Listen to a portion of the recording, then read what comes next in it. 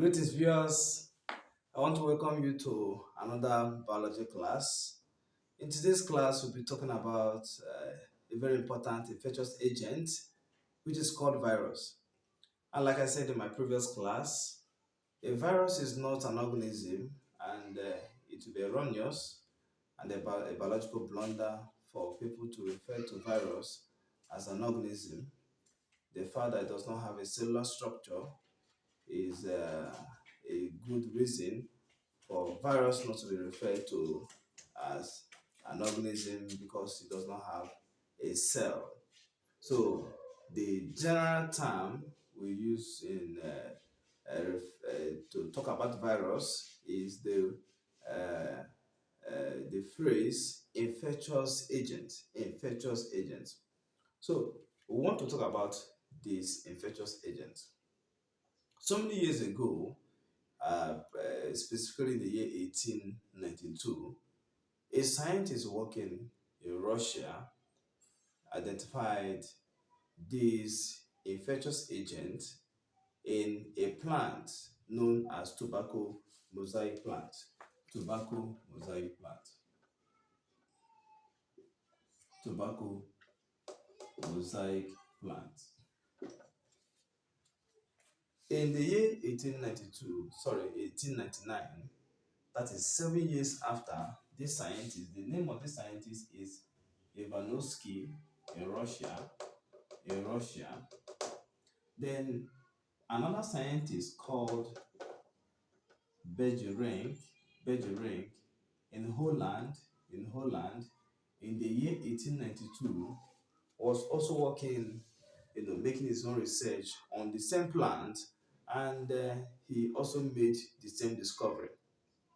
Now they saw a spot on this plant, on the leaf of the plant called tobacco mosaic plant, and what they did was to make a kind of a solution of that dark spot on this plant and allowed it to pass through a filter.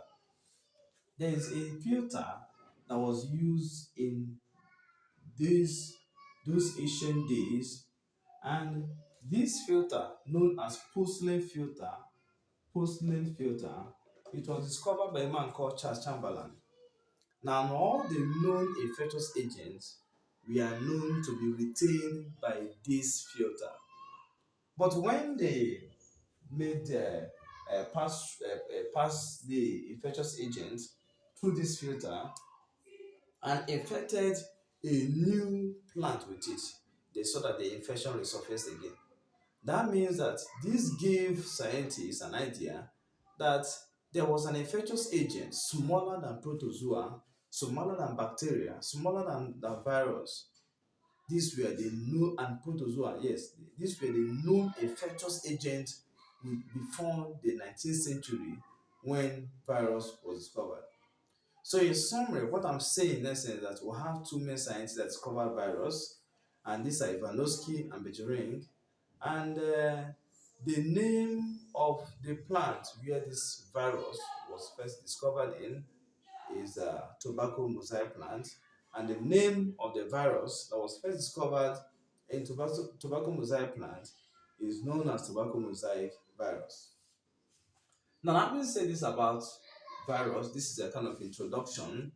We'll also look at the nature of viruses. The nature of viruses.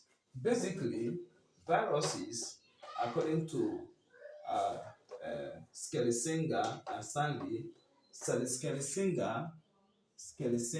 and Stanley,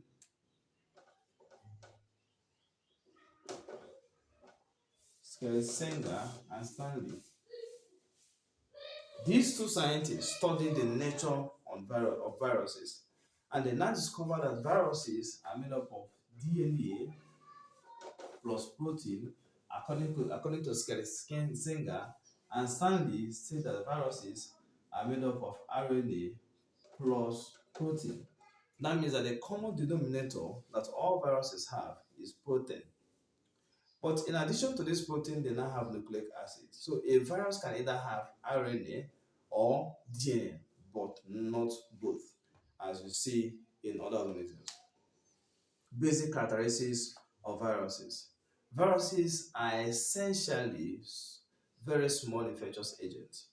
And apart from the fact that they are essentially very small infectious agents, they are also obligate intracellular parasites. An obligate intracellular parasite is a parasite that cannot live when separated or when prevented from making contact with the host. However, these two characteristics are still being shared with other organisms like bacteria. Bacteria are also very small organisms, and some bacteria are also obligate intracellular parasites. That means that these characteristics are not diagnostic features of viruses. What are then the diagnostic features of viruses? The characteristics that are being shared only by viruses. Number one is the fact that a virus contains either DNA or RNA. And that is why you see people mention RNA viruses such as Ebola, HIV, coronavirus, and you also hear people mention DNA viruses. So we have DNA viruses, we have RNA viruses. There is no virus that has both. A virus can either have DNA or RNA. This is a diagnostic feature of virus. Another diagnostic feature of virus is the fact that a virus cannot replicate outside the body of the host, unlike other organisms that can replicate independent of their host. The reason why a virus cannot replicate outside the host is the fact that a virus does not have the normal cellular machineries for replication or for reproduction in the body of the host. For instance, for replication to occur, the virus requires energy, and this energy is in form of the energy currency of the cell, which is known as adenosine triphosphate (ATP), and this is being generated within the mitochondrion. A virus does not have mitochondrion that can generate this energy. And when it comes to synthesis of protein too, a virus does not have ribosome for protein synthesis. So a virus cannot replicate in the body of the whole because of the absence of the normal cellular machineries that help in replication. And a virus, like I said, also cannot produce its own protein. So what it does is to take advantage of the host DNA where it is infecting the cell, and of course subvert that process and use it in the synthesis of its own protein. Why is it difficult to cure viral infections? One of the reasons is because most of the drugs cannot separate between cellular processes and viral processes. What do I mean? I mean that a cell, when a drug when trying to kill a virus can also kill the cell. And apart from this, viruses are also known to undergo quick mutation. You know, within few time, you discover that a virus would have produced many variants. So they show different forms, and these different forms it may be difficult for a particular drug to actually tackle them. Now, having said this, I think the next thing to talk about now is replication in virus. But before I talk about that, it is important I also note, say here that the type of virus that has been studied. In fact, let's talk about morphology of viruses, the general morphology of viruses. Before, okay, I'll talk about this, what I wanted to say, then I'll talk about general morphology before we're now going to replication. The virus that has been generally studied, that has been studied critically, that's been very studied very well, is the one called bacteriophage. And when we say bacteriophage, we mean the virus, bacteriophage, the virus that attacks bacteria. This virus or this category of, and what is bacteriophage? Bacteriophage is the hijacking of a bacterial entity by a virus, or simply put, the virus that attacks a bacterium. This bacteria, this bacteriophage, has been extensively studied because it is easy to culture bacteria. And once bacteria, and because bacteria are readily cultured, then it is not easy to culture the virus that attacks a bacterium. While you're studying the bacteria, or you can take the opportunity of culturing bacteria to also look at the virus and study it extensively. The two scientists that discovered this type of virus are FD Twort, FW Twort, FW Twort, Twort, and FD Healy. These are the two scientists that have taken their time to extensively study virus. Now, in terms of studying bacteriophage, in terms of the general morphology of viruses, we're going to see that some viruses are polyhedral. And what does it mean to be polyhedral? It means that they have many sites. Polyhedral. They have a like the piconavirus, adenovirus, they all fall under the polyhedral virus. Then we have the one they call the helicovirus. This is where you see the TMV, the tobacco mosaic virus. They have the one we call the envelope virus. Now this envelope virus, its for example is HIV. In addition to the capsid that is being possessed, that is present in the virus, they also have an envelope covering them. Then apart from this study,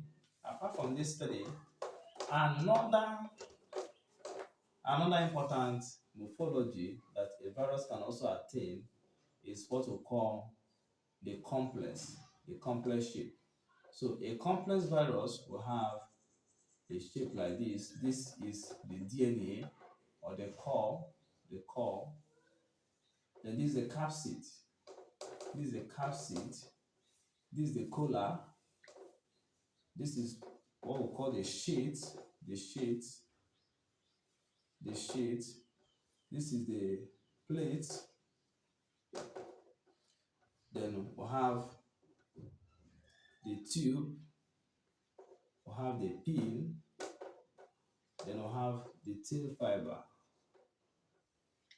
This is now referred to as the tail fiber. So this is a complex virus, which is an addition of the helical and the polyhedral. Now, we'll look at the replication in viruses. The replication in viruses. Now, in the process of replication, we'll have adsorption, we'll have penetration, we'll have replication of phage DNA, we'll have maturation, we'll have release. Now, unlike other cells that, of course, go into division, like cell division, and bring about two daughter cells, in a single replication, which is called the eclipse period, a single viral or virus can produce hundreds or thousands of other viruses, and this is how they replicate in cell. The first stage is adsorption, and like I said, the most studied virus is the bacteriophage. So we're going to use bacteriophage as also a sample in describing this life cycle. So in this case now, we'll have this as a bacteria, and this virus is attacking the bacterium. So the first stage is adsorption. And what happens in adsorption? Adsorption is also called adhesion. It's not absorption, but adsorption. It's also called adhesion or attachment. This is the point where the tail fibers of the virus attaches itself on the receptors, which of course contain the neurotransmitters. We have receptors on the surface of the capsule or cell wall, depending on the kind of bacterium, if it has capsule or cell wall. So these tail fibers attach themselves on the receptors on this bacterium. Once that happens, that is adsorption. Then the second time happens in penetration. And in penetration, the virus releases an enzyme that is called the phage lysosome. The phage lysosome. So once it releases this enzyme called phage lysosome, the enzyme, what it does is to degrade the wall of the bacterium and also to create a space for, don't forget that this is called the core and this is called a capsid. I don't know if I labeled it in my previous structure that I drew. So this capsid or coat, some people call it coat. So what happens now is that once that enzyme comes, it creates a space, it degrades both it creates a space within the virus and also degrades the wall of the bacterium. Then once this happens, the sheet of the virus contracts, and through unknown mechanical force, the core, which is the DNA, is now mechanically injected into the bacterium, which is the host. Once this happens, that's the end of penetration. Then the third step is replication of HDNA, and this is actually the longest step. Now, within this period, what the virus does is to subvert all the metabolic processes within the cell for its own purpose. So, the protein synthesis, in fact, it degrades and arrests the DNA of the host, in this case, the bacterium, in such a way that the DNA of the host will no longer produce its own protein, but the viral protein. Don't forget that in the whole process of protein synthesis, DNA is involved, ribosome is involved. The function of the DNA is to bring about, replicate itself in form of messenger RNA and transfer RNA, but carrying the information for protein to be synthesized. And don't also forget that any cell that stops producing protein will of course die, because proteins are essential part of the cell. So the virus degrades the DNA and converts the protein synthesis in the bacteria to the proteins that will be used in making the viral component. And when I say viral components, I'm talking about the capsid, the collar, the sheet, the tail fibers, the tube, and the rest of them. All these are made up of proteins. So that is what happens at this third stage, replication of HDNA. So all the proteins that are produced or that will be produced at that moment are proteins that will be used in making the viral component, not proteins that will benefit the host cell. Then at maturation, this is where coupling occurs. If you have ever been to a factory where cars are made, you discover that the different parts of cars, the tire, the seats, the steering, and the rest of them, they are made differently. And we'll have a department or a session where people now come to couple the different components to make a full car. So that is what happens in maturation. At this stage, all the components or the viruses that have been produced at the third stage, which is replication of HDNA, in this case now, will now be coupled together. And once they are coupled together, they are coupled in such a way that they form a full virus. And this can be hundreds of the viruses or thousands of the viruses. Can you see? One single eclipse period or one single virus can produce many of them. And of course, at the last stage, which is release, this is where at that same another lysosome, phage lysosome is also released by the virus. And once it is released, it's also used to lyse. Lysis means breaking.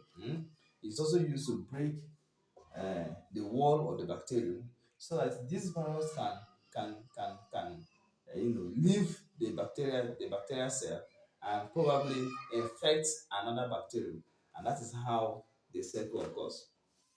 This is also similar to what happens when HIV gets into the cell. So that's the whole process of viral replication. Diseases caused by viruses, of course, we know them, the yellow fever, the Ebola, coronavirus, and the rest of them. So in my next class, We'll now be talking about bacteria. And from that, we'll go into other aspects of biology. Thank you for listening.